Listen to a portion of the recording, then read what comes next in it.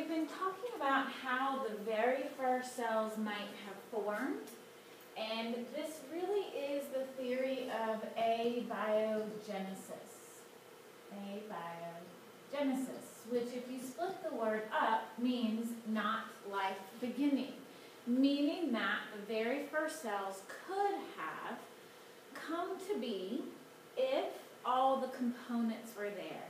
And a lot of the reading and research that we've done has shown us that the components are there, but if we look at about 1 billion years, then maybe they would have come together to form a cell. And we'll never see that in a lab. We don't have 1 billion years to wait to look for this to happen. But there is the theory that this could have happened, and there is evidence to support that theory in some manner. The question now is more of how does life continue? When we looked at the video, we saw that not only do all cells have to have a membrane to make a barrier, all cells need metabolic machinery to build and break things down. All cells need genetic information. We also saw that reproducing is an important part of being alive and being a cell. So the other component that we look at is biogenesis and how life continues. So this next part of the notes is really about biogenesis, which is really the continuation of life. And the idea that if many different organisms evolved, that those organisms could change over time and continue as they reproduce. Now, one thing we do need to understand is that the very first cells had to be anaerobic. So one thing that we need to know is that the first cells were anaerobic. And this goes back to the part of the notes where we said there was really not very much oxygen in the atmosphere. Of course, the first cells would have also been prokaryotic, meaning simple cells. And it's believed that the first cells were heterotrophs, meaning they didn't have the metabolic machinery to make organic molecules, but they could break down organic molecules to get sources of energy. It's believed that there were a set of mutations, and the second population of cells would have still been anaerobic, no oxygen, still been prokaryotic, but they would have been autotrophic, meaning they were able to make their own source of nutrition. Of course, as a side effect of being autotrophic or photosynthetic means that we release O2 as waste. And this is actually how the atmosphere that we now know came to be. That these very simple, what we now call bacteria, these very simple cells, once they had mutations that allowed them to have enzymes that built molecules, they were actually able to release oxygen as a waste. This led to the third population of cells. Now keep in mind, we're not saying the third cell. We're not saying that this cell turned into this cell, that turned into this cell. We're talking about millions of years of reproducing and accumulating small mutations. The third population of cells, now that there is oxygen, they would have an advantage to be aerobic. Now this does not mean that all the anaerobics stopped existing. It does not mean that all the heterotrophs stopped existing. So right now we're going to see aerobic, prokaryotic, but now we're going to see hetero or autotrophs. And this is actually what gives us the diversity of bacteria today. There are thousands of different species of bacteria. Of course, difficult to know a species if they don't sexually reproduce and mate. But there are thousands of variations in just prokaryotic cells. What we have to keep in mind is when we're talking about evolution, we have to keep in mind the idea of mutations and variety and variation. And so some of this comes from random mutations. Some of this is going to come from organisms that reproduce, cells that reproduce sexually. But there does need to be some sort of natural selection force. Some sort of advantage and disadvantage. And one of the big advantages and disadvantages that we'll see is in efficiency. How efficient are you at actually using that energy?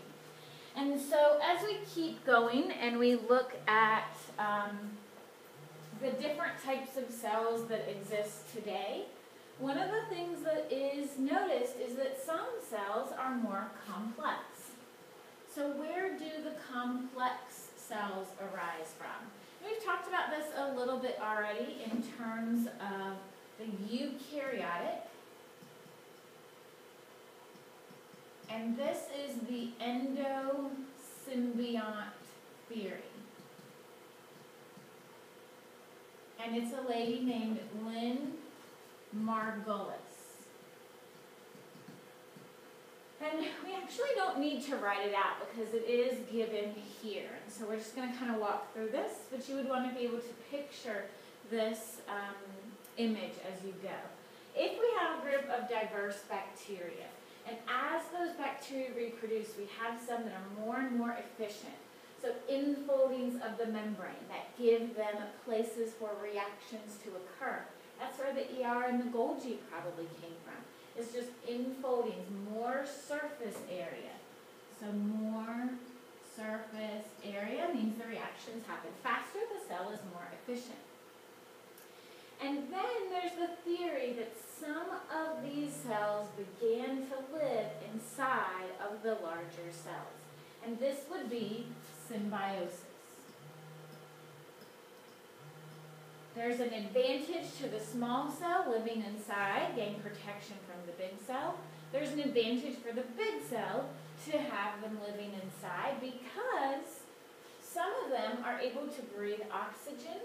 These are your aerobic, and this is going to become your mitochondria. Some of them are able to produce their own food. This is your photosynthetic. This is going to become your chloroplast.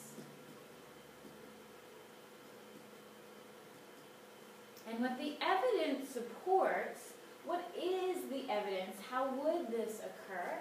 The evidence that we see is that both of these have their own circular DNA. Now, when we look at eukaryotic cells that have a nucleus, our DNA is not circular, it's linear. It's in chromosomes. But the mitochondria and the chloroplast both have circular DNA. They both have their own DNA. No other parts of our cells have their own DNA. They both replicate on their own. Very similar to how bacteria divide through binary fission. And they're both double membrane. And the membrane, the outer membrane, remember outer and inner membrane? The outer membranes of both of these are very similar to the phospholipid bilayer that we would expect to find if it were engulfed by a larger cell. And this is the evidence for how we would have gone from having a collection of simple cells to now much more complex cells. Of course, the evidence is that the mitochondria endosymbiosis happened first because this is how we see both plants and animals having a mitochondria.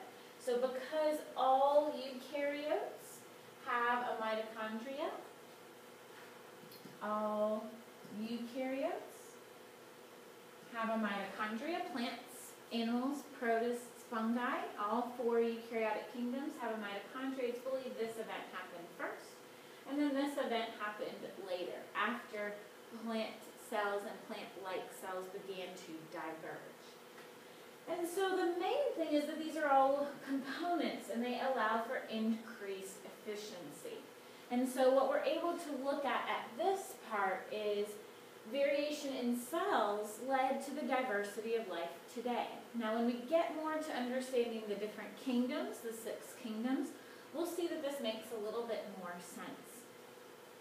One thing we do want to pay attention to when we're talking about diversity of life. So before we were talking about what is a living thing, what do all living things have in common. Now we talk about how are living things different. And so one of the things that we do have to pay attention to a little bit is how we're actually going to group these organisms. I think I opened the wrong list.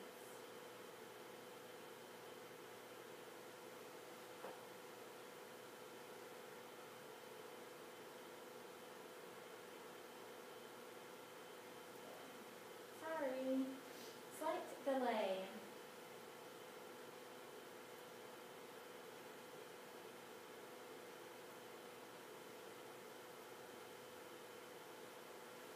And so one of the things that we'll be talking about in a second is how to group organisms. And the main way that we want to do this is based on phylogenetic trees. Oh, that's fun. Let's see if we can get it to come back up real quickly.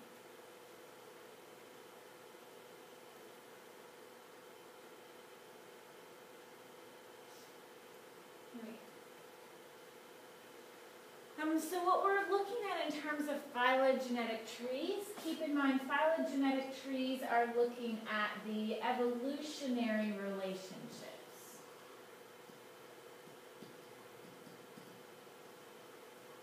And so one of the things we have to be very careful about is what do we base these relationships on? We talked in our last set of notes on evolution that we see signs of evolution from anatomy. That we have to be careful because some anatomy can be homologous. Some anatomy similarities can be analogous. So if you have wings, does that mean that you're related? Are those homologous structures like a bird and a bat wing? Or are they analogous structures like an insect and a bat wing? We also talked about development and what structures you have when. We also talked about biochemistry and being able to look at DNA and RNA and proteins to determine if organisms are truly related. So one of the things we actually have to do is go back and revise some of our classification systems because some of the classification is actually erroneous or wrong because we grouped based on anatomy when that's really not the best relationship that we can see. So we're going to start exploring more phylogenetic trees. But the main idea is that the diversity we now have on Earth is divided into 3 domains. And a domain is a taxa, which is a level of taxonomy or a level of classification. Classification is just grouping and naming. So there are domains, and then there's actually kingdom, phylum, class, order, family, genus, species, which we'll get into a little later. But there are 3 domains, and these are based on biochemical similarities, mainly comparing DNA and cell structures. So the 3 domains that we're going to see are the eukaryotes, meaning they have a true nucleus. So when we talk about diversity of life, we start to divide based on cell structure and DNA. So eukaryotes, these are going to be your plants, animals, those are the ones everybody thinks of, but also your protists and your fungi. Then we have the domain bacteria, which is sometimes called eubacteria or true bacteria, and the domain archaeobacteria. And so when we move forward to look at the 6 different kingdoms of life, there are 4 kingdoms that are eukaryotic, 1 that is eubacteria, and 1 that is archaeobacteria. And so that's where we'll stop before we go any further.